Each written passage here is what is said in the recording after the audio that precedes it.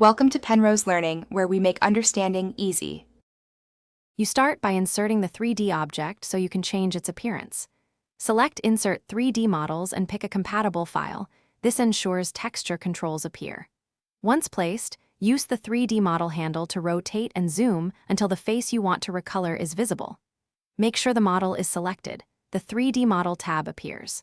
This step is crucial because if you don't view the target surface, color changes may seem to have no effect. With the model selected, go to the Format, 3D Model, tab and open Material Options. This is where PowerPoint exposes color controls. Choose a material preset that matches your goal, matte for soft tones or glossy for highlights, and then pick color or texture to apply a new tint.